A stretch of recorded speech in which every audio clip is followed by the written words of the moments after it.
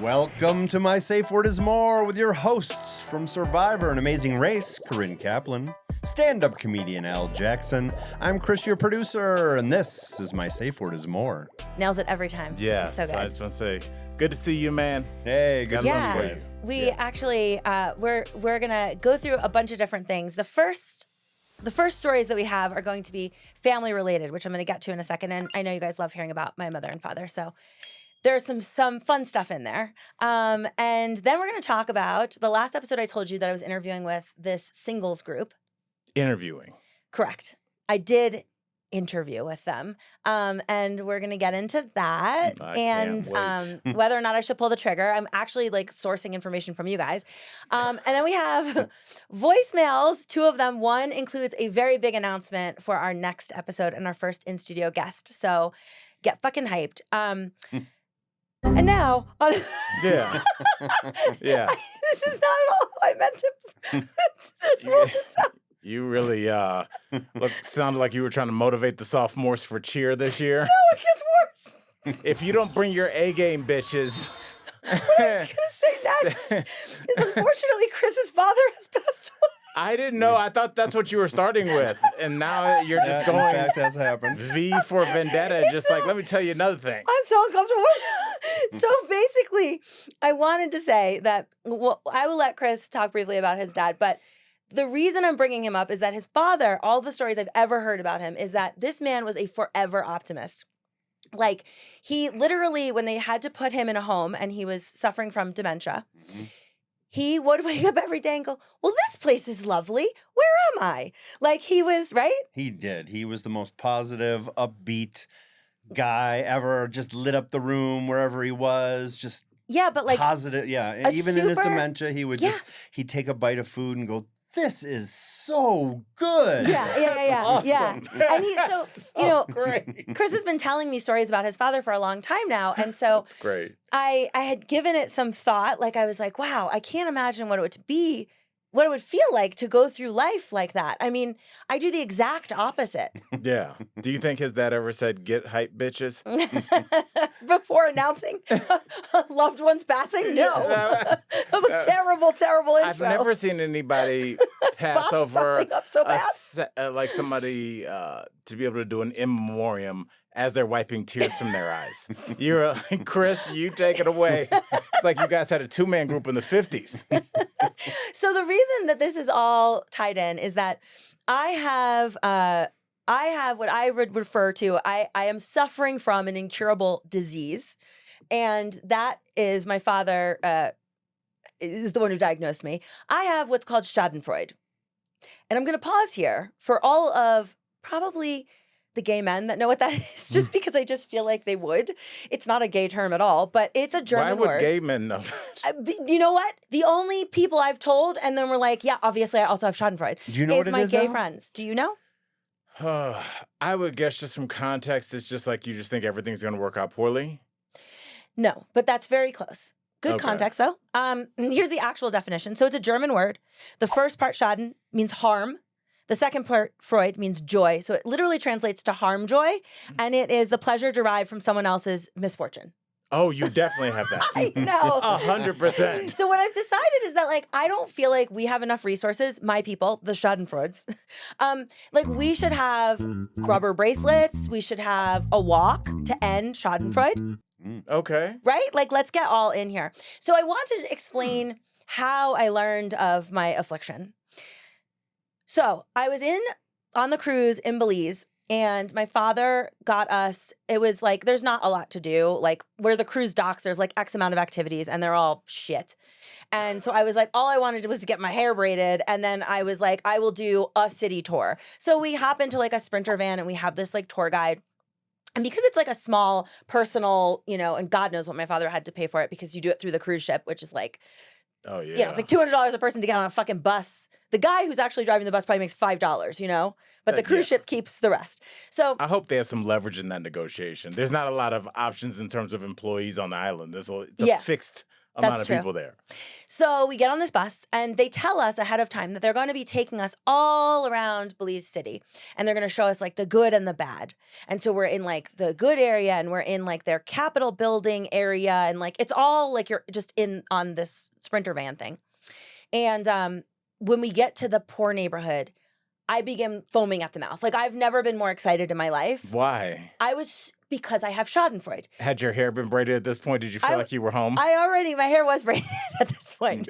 So I am now ogling. Like I'm like asking the bus driver to slow down because we're passing these like incredibly poverty-stricken neighborhoods where like you can see, like I remember distinctly seeing like there was a window that was clearly like the shower window, right? Like the bathroom shower window. Right.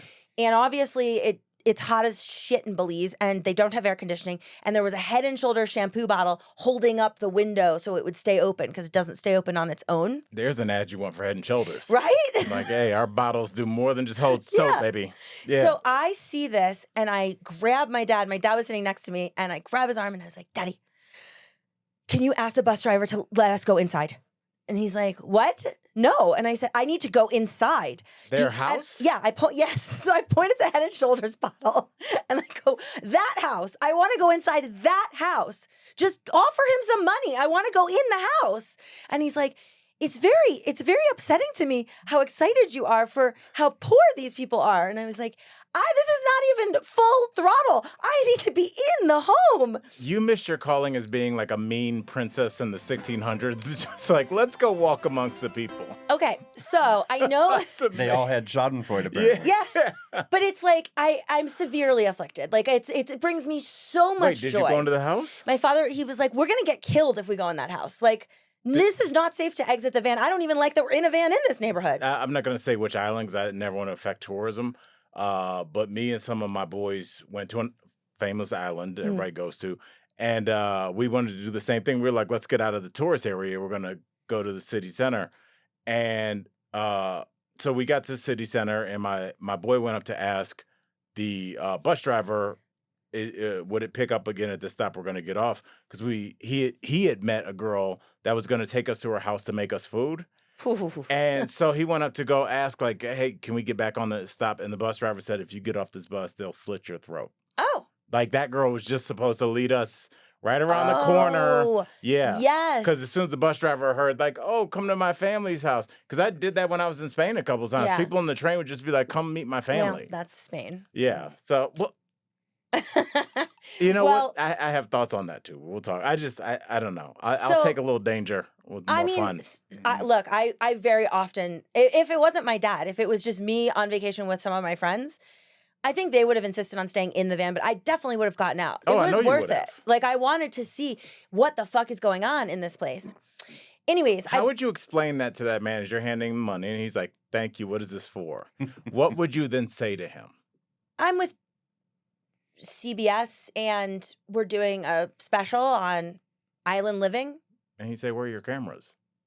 They're small. I feel like you're bad at coming up with like stories. Well, no, she's good at locking in on one story forever. And once her case falls apart in front of the judge, she just stays on it. Yeah. I love it. Yeah. So anyways, the reason this came up recently is because you guys are going to hear this episode about a week later, but the Super Bowl is coming up. And people ask me how I feel. I don't know why. And I feel so much hate. I like Taylor Swift's music. I like her music. I don't know what else you'd like about her, but I like her music. I didn't love that she turned her back on country. That's another story. But nevertheless, if someone, no one's going to do this, but if someone was like, do you want to go to a concert? Yeah, fuck yeah, I want to go to the Eras Tour. Yeah. Here's the thing, all right? Too many good things are happening to her. Okay, too many good things. I can't do it anymore. I've thought about that. I cannot. All the good cannot keep happening to them. So no, he cannot win the Super Bowl. Sorry, no. The Schadenfreude, we are saying no. Eagles fly in Super Bowl 59. As a people, no. I thought about that because there's rumors swirling. Chris, I know you're in the entertainment. That it's like scripted? Well, people have been saying that. I know, I since don't the think it beginning. is. But that he might propose if they win the Super Bowl. And I was like, I'm that gonna would fucking, be too much for like a Hallmark. Your tight end boyfriend catches the Super Bowl touchdown and proposes to you. That might really happen to her. That is craziness. I'm all for it. I'm all God. for it. I want to see it happen. No. I like big, weird, dramatic, crazy things like You know, that happening. Yeah, shout out to her. It is, it's cringy. Don't get me wrong. The only way this would even remotely excite me is because the bigger the fucking rise, the bigger the fall. Oh, you want to propose at the Super Bowl? It's going to suck when we find out he was fucking half the cheer team. Like, we got to... We're back to the cheer team. I was on the cheer team. I was going to say, weren't you a cheerleader? I was. That's, yeah. Well, Chris, you watch sports, so it was kind of before the internet blew. So it didn't get as big, but there was a really cool moment in the Boise State game.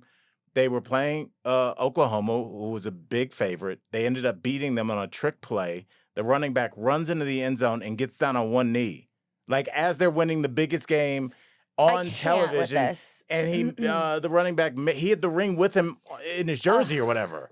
And it's crazy. Wait, and this is a college, so he's like 21? Yeah. This is Boise State, so they're Where probably are both they virgins. now? Guarantee they're not still married. Can you check on that? Do you know? No. Okay. I think the running back's last name was Johnson, like Ryan Johnson. Well, that's going to be hard to Google. But, All right. We're going to cut to break, Yes, but I have a story about my mother, and this blew my mind, and I am desperate to hear anyone else who has a story that mirrors this. So we'll be right back.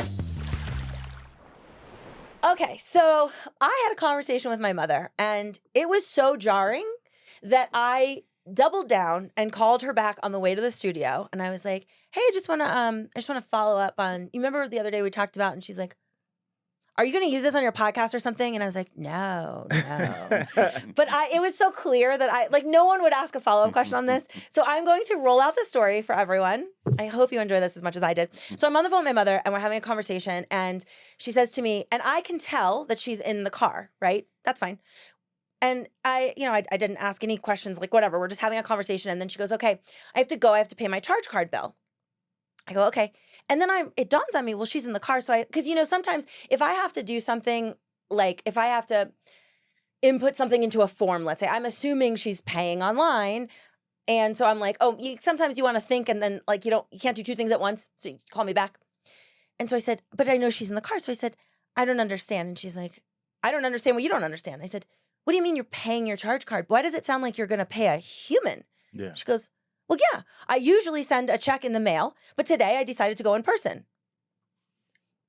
Everyone stop what you're doing and just think for a moment. She paid a credit card in person? That's what I'm saying right now, Al. How? That's what What? Like, where are they? Okay, the American Express office? Okay, so I very calmly, I go, okay, let me unpack this. So I go, first of all, do you know what auto pay is? She goes, I know what it is, and I would never do that. I'm not just going to let somebody take the money. And I was like, okay. So you mean the company? I go, but you're paying, right? Like you're paying them. And she goes, yes, I obviously. She goes, and the stamp, when you send a mail, sometimes it takes longer than you think. And I got to make sure I send it by the third week of the month or else. And I go, oh my God, you can pay that online. She goes, I don't want to pay it online. And so I said, now explain to me, where are you physically? And she's like, well, I was going to go to Publix anyway. Publix is a grocery store in Florida. And she goes, and there's a Chase Bank next door, so I'm going inside the bank. And I said, is there an express? Right. Like, can you drop the check in I don't even go inside banks. So she goes, she's getting frustrated. She's like, no, I get in line and I wait like a person at the bank and then I pay the teller with a check. And then the teller pays the bill for her? I don't know where it goes from the teller, but I was like... No one knows the chain. I've never known that there were people in between. Wait, so my follow-up, of course not. So my follow-up today, where I casually was trying to act like I wasn't definitely writing this out on a note card, I said, well, could you just walk me through? So when you offer to pay your charge card, is the person confused? Do they think... do they know what to do? And she goes, a lot of people pay their charge cards in person, Corinne. They think they're on an episode of Undercover Boss where they're like, they're testing me right now. So bizarre. It's crazy. She's waiting in line. And she's acting like this is so I fucking need to normal. know, like, what does she Gets worse. say? So according to her, because I made her walk me through it, she goes up and she says, I would like to pay my charge card balance this month. And she passes the check to them.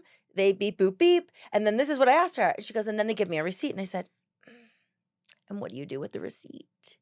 She's like, well, obviously I staple it to the paperwork they print out. And then I put it in the 2025 file with all of the other receipts. My mother my God. keeps every receipt, Al. I'm talking if you go to 7-Eleven and you buy chips and a Diet Coke, that receipt goes into the filing cabinet. I would love for, not that I would wish being audited on anybody, but I would like it to happen because I want it to happen to the auditor where they want to like catch you and they're like, oh, this rich chick. Let's see, did you forget to talk about your where's your receipt for tennis lessons? She's like, boop. Well, what about this McFlurry? Bang. Like she just has everything. That's got to be crazy. By the way, I was like, how long are you holding them onto them for? Like, I'm thinking maybe at the month end, you know, and she's like, you don't even know how many times the credit card makes a mistake. I'm like, honestly, if they make a mistake and you reach out and you go, I got double charged for this, they don't need a receipt. No one's providing a receipt. No. There was a time when everyone did this. Everyone. It is not 2025. I was having this weird thought. Well, the night of Erica's New Year's party, I drove Sar's truck and We're calling it a truck? well, yeah. It's a small SUV. Yeah, yeah, act like shit, a Tahoe. Yeah. Yeah, it's very, it's perfect for her, you know? And so I drove it, and my wallet fell in between, and so I lost my wallet for like 2 weeks. I was like one day away from just being like, and I was like, let me check your car one more time. But anyway, so I walked around with just cash on me for a couple weeks, and I was just like, what? Because that's what life in the 80s was like. So weird. And like, it's weird, but also like, you don't throw money around as much just because you don't want to have all that change in your pocket. And you're like, do I really need a Snickers? But like when it is a card, it does fly a little bit quick. So I wonder if like just taking everything, if you had to like staple a receipt, I think everybody'd be better with their money, better with like effing around at the bar and like, I'll get around. It's like I don't think you do that as much. If you had to look at it and be like, I spent $179 at that whack pub. You know what I'm saying? It would be upsetting to see how much I spend. I'm not interested. I just am not interested. She for sure balances her checkbook. Oh, man. One would assume. I mean, the fact that she's using checks. I ran out of checks at some point and then never figured out how to get more checks. Don't need them.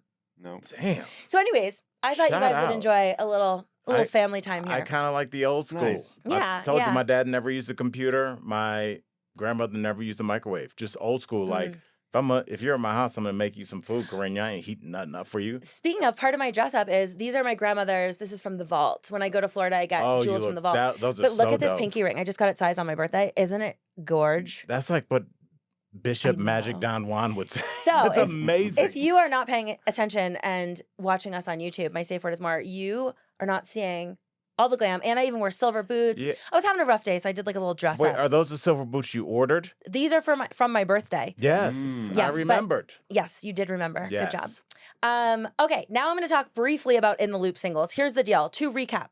In the Loop singles is a group. It's not necessarily like you're going to meet a guy. It's just a group of single people so that you don't have to be subjected to seeing other people on dates and like couples. It's just single people that want to get out there and do shit. And so they told me I had to go through an interview process. But there's no potential of matching with these other single There people? is, but I knew that there's not really. You know, what are the chances I'm going to like somebody in this group? Low. I'm doing it for the activities. But anyways, when we start, she tells me, I do a short call with her and she says she has to do like a full 45-minute interview. And now I wish she was doing that because she actually needed to like vet people. It's clear to me that they do it because it's like a timeshare. Like if I get you on the phone for that amount of time and I have the opportunity to sell to your face for 45 minutes, I'm likely going to close this deal. I can't even. This So, blows my mind. I know, and I signed up for it. She was lovely, the person, but so we start this conversation, and I said to her, she goes, "So, what are you looking for?" I go, "I'll tell you what I'm not looking for. I don't want to make any friends with women, so I'll be cordial and stuff, but do not feel like," because she was like, "This is how people find their friend groups." I was like, "Nah, we're good over here on the friend thing. Not interested in making any friends." And she goes, "Okay, I don't know Wait, so what are you interested in doing? Well, we'll get to that. So she goes, "Well, I don't know if we'll have somebody that meets like what you are looking for. She goes, we do have 50% men, 50% women, but there's an age span and like, you know, I like they're certainly a higher quality because they're paying to be in this group, but like I don't know if you're gonna find like the love of your life. She goes, I did date somebody from the group. I have other employees that did. Lots of people meet people. I was like, let me stop you right there. Is that legal? I know. I was like, that seems like a real conflict of interest. It's a real fuck fest back here. Yeah, so I go. She goes, oh, my assistant is currently engaged with someone she met in the group, and I was like, you're working the hunting event. ground for them. Yeah, you're working the event, and then suddenly, I don't know, you're getting finger blasted later. Yeah, like, exactly. By a guy who has to pay every month? This isn't a ticket. This is your room key. Oh, okay. Yeah. So I said, nah, I'm not looking to meet anyone either. I'm literally just for the activities. So the reason I want to join is the activities they have something every single night of the week. And it's like very, very well planned. So I'm going to just give you some examples so you get the vibe of like what I was looking for. Okay. Thursday, indoor rock climbing. Friday, rooftop new member mixer. Saturday, morning hike followed by comedy club. Sunday, mimosa brunch. Monday, Cards Against Humanity. Tuesday, virtual mingler. Wednesday, Wine Wednesday. Thursday, live music and dancing. Friday, Kevin Hart live. Saturday, shooting range, art exhibit, bike trolley and brewery, singles mega bash, pontoon boat party, 80s party bus. I'm talking every night. Every night. Is your life collapsing where you need to hang out like this every night? What the fuck is wrong with you? Just chill out. Sit down. Well, she said to I'm me, sorry, I'm going on an indoor trolley experience. Like, shut up. She goes, let me just say that we don't expect members to go to more than 3 events a month. I was like, bitch, if I'm paying, my ass gonna be at every event. Yeah. And she's like, it's a little weird to go to like everything. And I was like, why is she too fucking bad? But I don't understand any of this. But why is she trying to dissuade you, an attractive single? You should want you to go to every event. Be like, these are the kind of people we have here. She said, here. what happens is if there's a guy, let's say, that goes to every event, and then he's kind of like harassing the women at the event. Like she's like, it gets a little stalkerish to go to every event. I'm like, I'm paying though. Yeah. All right. So mind you, when I took this interview from the last episode, I spoke about how she said it's as low as $65 a month. Now I didn't hear the as low as. I just heard $65 a month, and I was like, $65 a month for a full cruise director, like a full itinerary. Yeah. Oh, that's a steal. All right. Now she gets to the interview part where she goes, I have to ask you some questions that are very important, and I'm gonna need to go through these with you before we can proceed. I was like, okay. First question. Have you ever been convicted of a felony? No. Okay. Next question. I'm like, so sorry. I feel like I could have just said I'd never been, like, you don't do any more background research than just asking me? Right. And then she goes, and I need to verify that you make more than $50,000 a year. I'm like, did you say 150? And she goes, no, 50. And I was like, well, if I made $50,000 a year, we wouldn't be speaking. I wouldn't be able to afford the Wi-Fi that this call is happening on. Right. That's no shade. 50 grand a year. You're not like, I have plenty of extra time to go hang out and do some indoor fucking. At 50 grand a year, you're struggling to Absolutely. heat ramen noodles. I don't think you're going to the pontoon boat party. Yeah. All right. So she gets to the end and she tells me it's actually most people, the most common, the $65 a month is a 3-year contract. Oh. Contract? 3 years. 3 years of that kind of itinerary. I was like, but what kind of loser? Did you not make any friends? Or if I haven't met anyone, like I go, what's the smallest amount? And she goes, well, the second like biggest seller is the 2-year. I go, bitch, what are we doing right here? Like, no. And you have to pay it all up front, so it's thousands of dollars. That's when it's $65 a month. Oh my! Yeah, it's like the and big you nut. have to pay when you get to these. Okay. It's like $35. And by the way, these activities are not free. Wait, so why can't I, Al Jackson, just do this? Just do that and show up with them. I still have to pay. I can still know that they're going to be singles there. So they keep the itinerary is completely secret. Like even when she showed me the real one, she like took it on the screen, then took it off the screen. Like this sample one isn't. They don't give up where they're going to be. Just go somewhere adults are embarrassing themselves, and they'll probably be there. So, anyways, cut to I would have to pay $100 a month. And before we go to our next break, I'm going to ask you this question. Everyone at home, do I do it? Do I do it for the stories? Do I do it for the activities? Can I say my answer now? Sure. I thought that was going to be a good teaser. I didn't think you was going to. Oh. I'm like trying to concentrate. Do you keep looking at her boots? Oh. It looks like you got those from like listening to Cowboy Carter the most times. It does. And like, yeah. I love those boots. Thank They're you. like so aggressive. Hey, I love it. Thank you. Yes, I'll tell you after the break. All right, Albert Jackson, Yes. would you sign up for the singles group? not only would I not do it, I knew he was going to say that. Whoever suggested that I do it, our relationship would be forever changed. I'd be like, if you would even bring this to me. That is insane. The money, the contract, this is like something, if you just like organically met, like, hey, Denver singles 20s and 30s, at least that is some kind of grouping. They're just like, we got a bunch of people that are willing to pay and will tell you where to go. We don't provide any accouchement. And then some of these things, like, yeah, they're going to take you to Kevin Hart Live, but you got to get the ticket. I want you to do this totally. You do?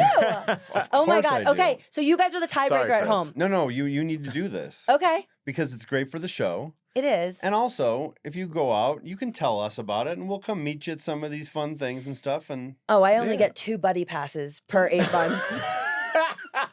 So no, you shan't be meeting me. Legoland. We'll pretend we don't know you. No, Chris is the EP, so his vote counts 2 to mine. 2 to 1. He gets it. I'm serious. He's a tiebreaker.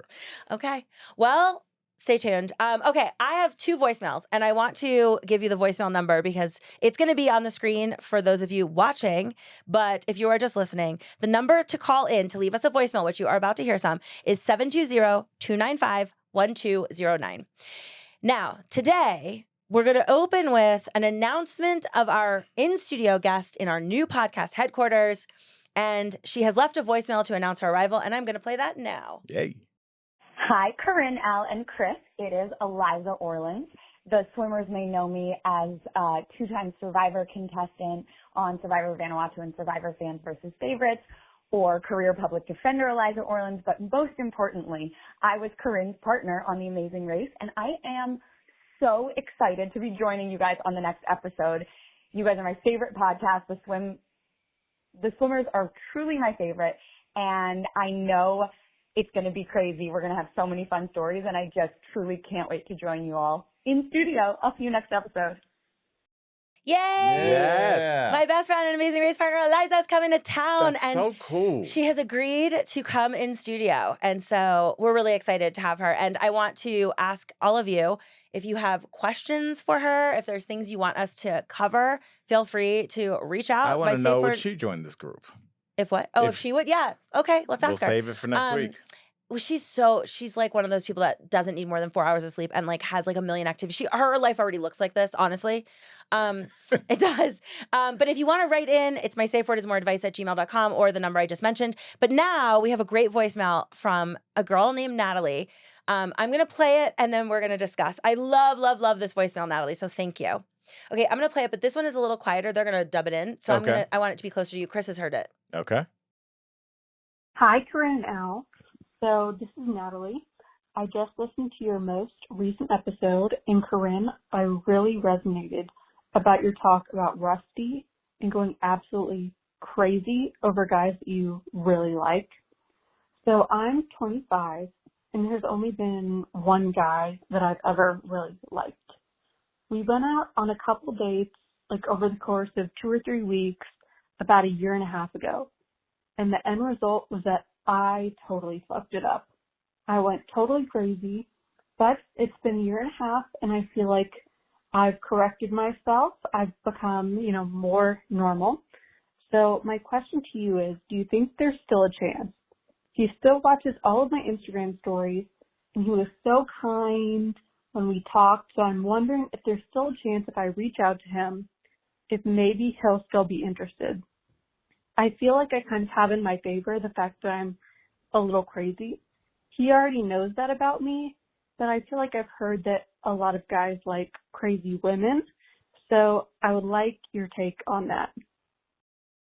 All right. Man. So first, let's just open with the last part because I have things to say about the other part. Do you think guys like crazy women? At a certain time in your life, absolutely. Chris? Yeah, I agree with that. There's moments, but in the bigger picture, no. Well, it's also, so one of the things she didn't mention, which would be very integral to the story, is like, what did you do when you went crazy? Right. How crazy? Mm-hmm. Do you think she sucker punched him when he was getting something out of the refrigerator? No. So let's assume it's whatever is It's it's below that. Okay, so whatever that would Yeah. be underneath that. So I have a couple of things to say. First of all, this is so reminiscent. Like Rusty was so kind. He ended things beautifully. Like, he cried when he ended things. Like, it seemed like he was really broken up about it. He also watches all my stories, which is why I decided, as you heard in that episode, to announce that I was going to be at this event that I didn't want him at. And I knew he'd be kind enough if he saw it not to go. Watching your stories has nothing to do with whether or not they'd still be interested in you, unfortunately. I actually don't subscribe to that. Chris is nodding in agreement. Yeah. So like when I end things with somebody, I mute their, like, so I can't see any of their stuff. I could if I went to it, but it will not show up and I won't accidentally click on it because it's muted. I like to do that so they could still see my shit. And I can still see if they watch my shit because they'll pop up at the top as somebody I'm still, friends with and connected to. But I personally won't watch a goddamn thing you do after we're done because I'm not going to give you that kind of satisfaction. And if I do watch it, it's the schadenfreude. It's because it's been 6 months. Did you gain the weight back that you lost? That's where I'm at. Now, so get that part out of your head. The part about reaching out, it's been a year and a half.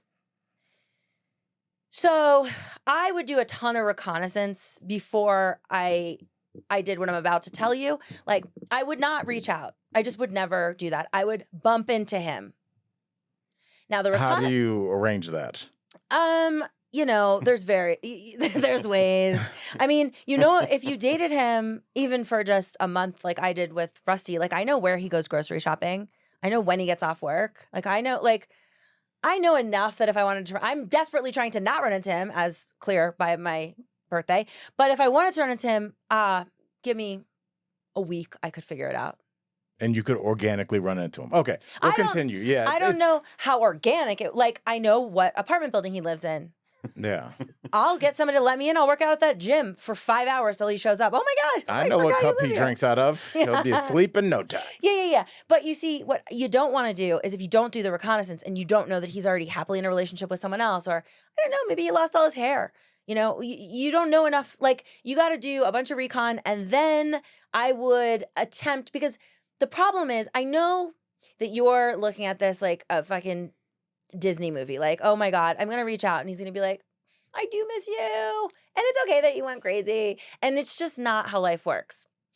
Now, if you run into him and you look super hot and it's an approachable scenario, maybe he's had a few cocktails, you whisper in his ear, maybe you go home together. Like, that's a whole lot more plausible than like a fucking reach out. And because he's a nice person, the worst part is it's going to be confusing as hell because he's going to be nice about it. When Rusty and I broke up, he reached out to me and said, I miss you. And then I was like, you broke up with me a week before Valentine's Day. This was last year. Like, because he's like, how are you? How are you doing? I'm like, are you trying to console me? You're the person that caused this. Yeah. But he's so fucking nice. It's very confusing. So you reaching out isn't... Because even if you reached out and said, if I reached out right now to Rusty and was like, hey, I would love to get lunch with you, he'd be like, me too. And then we'd have lunch and he'd be like, I'm engaged to someone else, or, Right. So, yeah, I'm not saying there's no hope. I'm saying this is the only logical way to go about it and protect yourself. I would agree with you. It is definitely far more logical than what I'm about to say, but I will say that this is a possibility.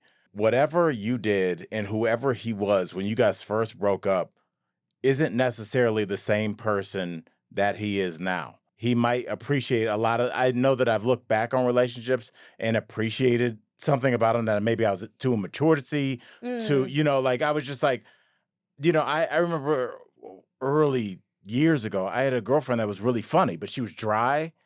And I just thought she was mean because my sense of humor wasn't evolved. And I was like, oh, she was hilarious. I was just, she just delivered things with a deadpan. And I appreciated that. And if she reached back out, I'd probably been like, what's up? Wow. So like, you never know like how they've changed. But you should, I say go with Corinne. And if you want to mix in a little of my advice, just go in and you can't expect anything. Like, you have to expect that this is not going to work out. I don't know what you did. We don't know what you did. But I would say it can't hurt to give it a shot. No, Chris? Well, yeah. What do you think? No, once again, I think it comes down to what kind of crazy are we talking about here and what did she do? Because the reality is, if you're a guy, you can't unsee the crazy.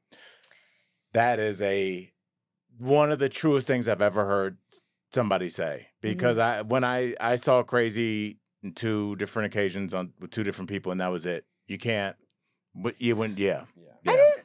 That's real. I have never. I think it'd be really fun to date someone crazy, but I'm always the crazy of the two of us. Always. It's not even close. The closest I ever got to that was the guy who had the Bible in his car. That seemed crazy to me. But that's like happy Ned Flanders crazy. It was. I know. There's a thing where like you are like, I think this guy might. Like I have a homeboy. Yes, he's had a stalker for like 8 years.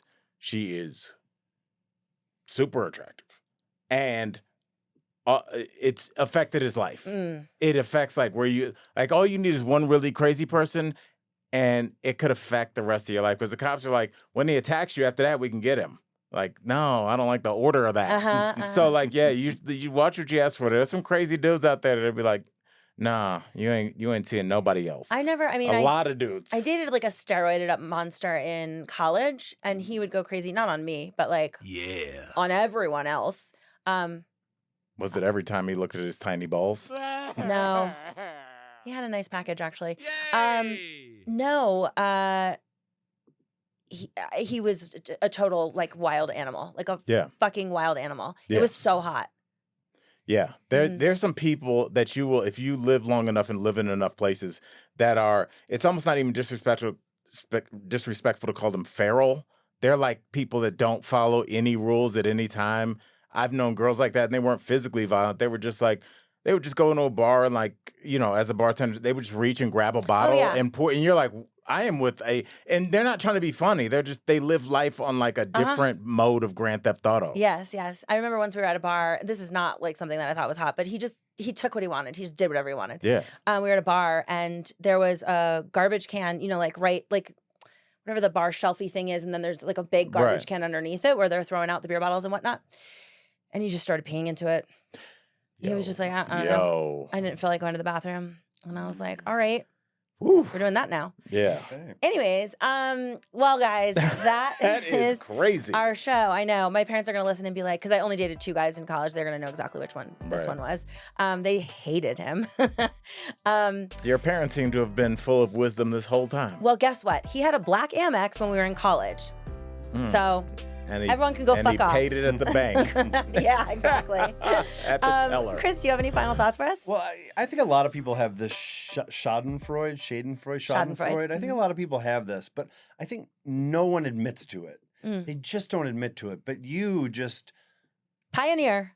Absolutely throw it out there that this is what you have, and I could not appreciate that more. Thank you. I really appreciate that, because so many people have this, but they would never admit it. No, I have schadenfreude. Schadenfreude doesn't have me. So that makes me very happy. And then I'll just give a shout out to Gary Clark. One last little shout out. Who never listened to this podcast, and that's okay. That is okay. Life is probably that's all right. just fine without it. Yeah. But GWC. Aww. You will be missed. Yes. Well, this Shout out, episode man. is That's certainly beautiful. dedicated to him. Yes, I will say this because it will probably need to be cut out, but my favorite, now that I know what schadenfreude is, my favorite moment of you with that is when we were in my kitchen and you said that you were going to go to that girl's birthday party just to see that she was by herself. Yeah.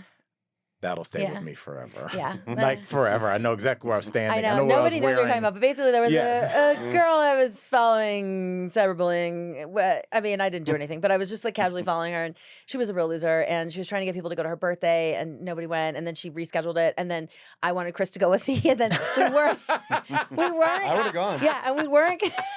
He loves it so much. We weren't gonna be there. We weren't gonna. She was having it at a place that's like a big bar, and we were just gonna watch her and see. That would have been great. I know. I cannot believe she got banned from that group. Did she? Yeah. Was she posting weird stuff? Yes. Like what? A lot of I don't feel well. Something's going around, and then 2 seconds later, can anyone meet me tonight? Can anyone hang out tonight? And people are like, "Aren't you sick?" Like she was just whacked. Super mundane. Yeah, really crazy. I look, you guys. I really wanted to do a podcast on her. I have a lot of screenshots. I talked her out of it. Yeah, you did. Okay, yeah, you saw. Okay, I would be. I know. I mean, you saw quickly, and like I have tears in my eyes. Like that would make my life. I would have her on this fucking podcast right now. I would make. I would do a full several episode story arc. I'm fascinated. I know where she works. I've thought about I'm She fascinated. works at the front of a car dealership Yeah, it's because one of her many posts was, "Does anyone need a job?" oh god. Here's Can you where I imagine? Okay. Mhm. Anyway, we're gonna Anyways, leave it. all right. Yeah. Well, that's not why That's- you listen to this podcast. It's not a podcast about life. It's a podcast about shit. I didn't play. Well, I'm just gonna. I want to remind everyone next week. Your friend Eliza. Yes, I know we said it, but I want to say it that's one true. more time. From Amazing Race, your partner. She was on Survivor. Mm-hmm. She's gonna be here. It's gonna be great. That's it. Eliza, you get the closing ceremony here. This is a Yes. podcast about Eliza Orleans. Yeah. All right.